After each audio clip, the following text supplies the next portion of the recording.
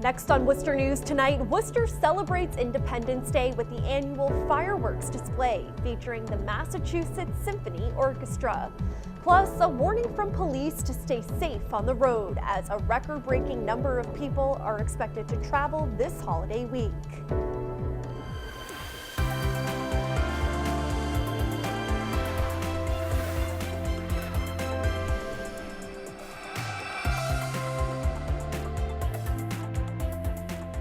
Good evening and thanks for joining us. I'm Olivia Lemon. A beautiful day today and clear skies tonight mean perfect weather for the city's Independence Day celebrations. There should be no issues with firework displays over the next few days to celebrate the 4th. Let's get a first look at our forecast to find out more. Hey there, good evening, Worcester. You have your fireworks display to celebrate the 4th of July tonight, 9:30, 75 degrees, gorgeous weather, perfect temperatures. The wind from the west just barely there. Hopefully it's going to be enough to disperse some of the smoke from the fireworks, and that temperature 75 degrees. We're going to stay in the 70s for much of the night. Overnight tonight, we drop down into the 60s with some clearing skies, and the ultimate low 68 degrees, but very summer-like, and the humidity increasing just a little bit. Overnight lows everywhere in the 60s to some 70s. In Boston, staying with 74 degrees. The wind subsides just a touch. We'll have a variable breeze tomorrow afternoon, and high temps will be in the mid to upper 80s across Worcester County. So in our forecast, the heat continues to build. It does become more humid once we get into tomorrow, and for the 4th of July, I'll have the 4th forecast. Plus, your exclusive 10-day does show a chance for some rain. All right, thank you, Pamela. And the city of Worcester holding its annual 4th of July celebration tonight at Cristoforo Columbus Park. This is the 25th consecutive year the event has been held.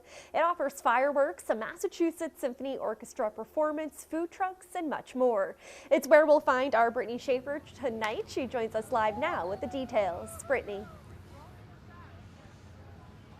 Olivia, hundreds are already here and the fireworks don't even start until 9:30. Earlier today, I spoke to the first family here who tells me they've been coming for decades and it's an important family tradition.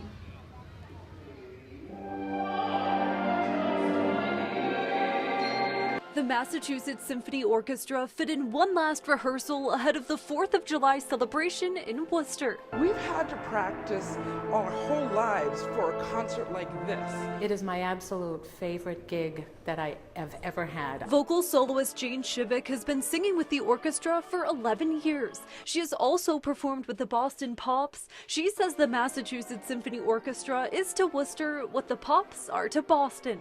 Here it's a little bit more personal. It's a little bit more tight-knit, and you get to also educate a lot of families that maybe haven't seen an orchestra or attended orchestral concerts and that sort of thing. Why drive all the way to Boston when you have us right here? The Karras family were first to grab their seats Tuesday at Cristoforo Columbus Park. They've been coming for decades and say it's an important family tradition. Came with my wife, my son, my daughter, my grandson. Makes you feel young again. Been out here since about 12 o'clock. Set up nice for fireworks, just because it's fun. Done it all my life and got to keep the traditions going. Jeremiah's famous soft serve was set up early. Owner Jerry Bianculi says they have all of their food trucks in service for one of their busiest nights of the year. We're expecting a huge turnout here. I've only been coming here for like 40 years. There's a line from here to Shrewsbury. You have to have extra staff. It's all family members. My wife, my children, my grandchildren, my son-in-law, my daughter. Everybody's working. Shivik says it's a night she looks forward to every year. You hear the concert and the fireworks are going, the orchestra is playing. Everything is right there. For me, it's fantastic. The orchestra will start playing just before 8 o'clock with fireworks at 9:30. Shivik says it's a show you won't want to miss. Olivia, back to you. All right, Brittany, and everything is just about to get started. Looks like a lot of people. What is the atmosphere down like there right now? Yes, definitely a lot of people so far, and it's expected to be thousands out here. Definitely a lot of fun already. A lot of families out here. I'm seeing a lot of red, white, and blue, of course. And the best part of it all, the weather is absolutely beautiful, so it's going to be a great night to watch some fireworks. Olivia? All right, sounds like fun. Thank you, Brittany. The American Antiquarian Society in Worcester has more than 4 million items in its library, including an official copy of the Declaration of Independence. A copy of the Declaration was given to every town in the summer of 1776. The official copy read in Charlton is at the Antiquarian Society. It also comes with a handwritten note from the town clerk indicating their reverend read the piece aloud. Instructions from the General Court of Massachusetts ask all clergies of the state to read the Declaration in their churches. It really does give us a real insight into what happened in the summer of 1776, and really gives us a wonderful insight, I think, into how people learned about this important event. You know, there was no television, there was no internet, there was no Facebook, but there was a vibrant communication system in place. It was very different from ours, but it was vibrant and effective. It expressed it in very different ways. And the Antiquarian Society says the official Declaration of Independence with John Hancock's signature wasn't printed until all towns read the document aloud. If you're hitting the road this 4th of July, be prepared for some traffic. AAA Northeast says there will be a record number of people traveling, and experts say drivers could face delays up to 4 times longer than a normal commute. Our Roslyn Flaherty has more. There will be 2 million more travelers than last year during this time, and drivers say they know the spots to avoid. A record-breaking number of travelers are expected on the roads this 4th of July holiday. AAA Northeast says nearly 49 million people will travel, with close to 1.1 million going by car in Massachusetts. So far, it's been pretty smooth sailing. People gassing up at the Charlton Service Plaza Tuesday morning say they were surprised by how light traffic was. It was supposed to be the busiest traffic day of the year, and it wasn't too bad at all. So far, it's been great. Willie Velez is taking a road trip to Niagara Falls and will spend the 4th in New York City. He says he's listening to the GPS in order to find the best route. We haven't had any problems with traffic. We'll see from here on. Police are also keeping an eye on the roads. Webster police say they always step up OUI patrols in the summer, especially around the 4th of July. The holiday's on a Thursday, so people may take that Friday off, make it a longer weekend. We're very proactive in looking for drivers under the influence. AAA says the busiest travel day will be Friday morning in Boston. Drivers say they have their own tricks to avoid backups. Stay away from New York City and northern New Jersey. Just stay away from Boston. I think 495 was good. Just, take the scenic route. AAA says Wednesday afternoon will also be a bad time as commuters mix with holiday travelers. AAA also says the price of gas is expected to decrease in the coming weeks. In Worcester, Roslyn Flaherty, Worcester News Tonight. An Auburn man is facing charges. He's accused of hitting a puppy with a guitar. Alicia Palumbo spoke with the suspect's ex-girlfriend, who was also an alleged target of the attack. He was moody. They said that by the time he got here, he had been drinking. He had 18 nips. Lisa Griffin of Auburn is describing the night about a week ago that her then boyfriend, 45-year-old Thomas Mitchell Jr., came home and allegedly attacked her and their litter of puppies.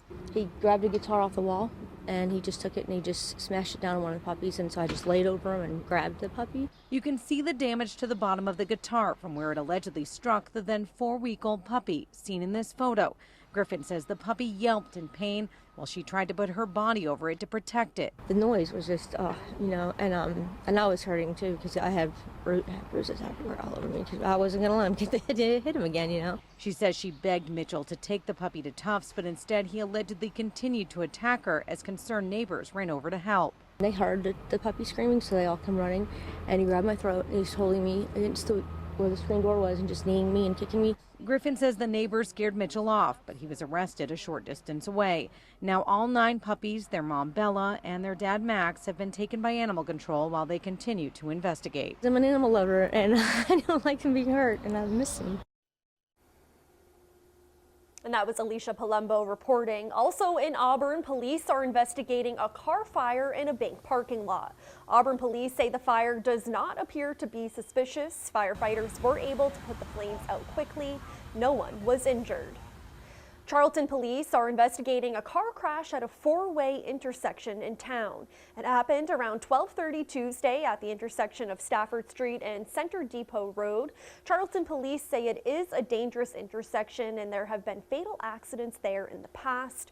2 people were brought to the hospital with minor injuries. One driver was cited for failure to yield at the intersection.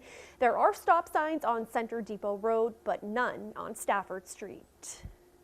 The Worcester Public Schools cell phone policy has continued to change the past several years. As the school committee makes the district's next handbook, a member says they're looking at a lighter policy which works for everyone. Our Chandler Walsh joins us live now with the details. Chandler.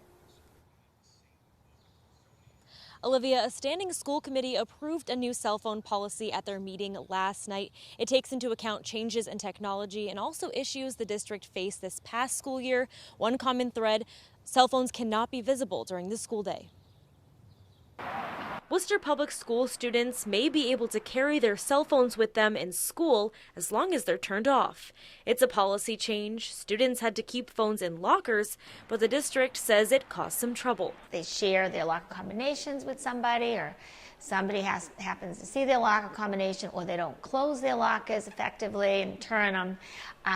We have in the past had cell phones taken. I've had one friend, she got her phone stolen. Doherty Jr. Neftali LeBron thinks students should be able to use their devices during lunches and breaks in the day. Some kids have parents that are going through stuff like issues and they need their phone at all times. But he agrees the focus should be on learning. It's limited time that we're in school until we graduate. So I feel like you should grasp all everything you need to know now in order to be successful. School committee member Diana Biancaria says the standing committee made the decision based on feedback from principals, teachers, and students. Cell phones will only be allowed for educational purposes during some classes. If a teacher decides that that's going to be a tool in their classroom, they still have the capability of doing that. Or they could have a basket as the students walk in and have them put their cell phones in the basket. While cell phones would be allowed, headphones and earbuds are banned. Superintendent Maureen Benenda says in the past, some students use them to discreetly listen to things on their phone. There'll always be new challenges for us, but we really do have to insist that cell phones are not used during the school day. This cell phone policy doesn't apply to elementary and middle school. It goes before the full school committee later this month, and Biancaria says changes and modifications can always be made.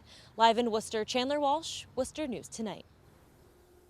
All right, thank you, Chandler. The standing committee also addressing changes to the school's dress code. Superintendent Maureen Benenda says the adjustments include slight modifications, allowing students to now wear head covers and hoodies as long as their faces are not obscured.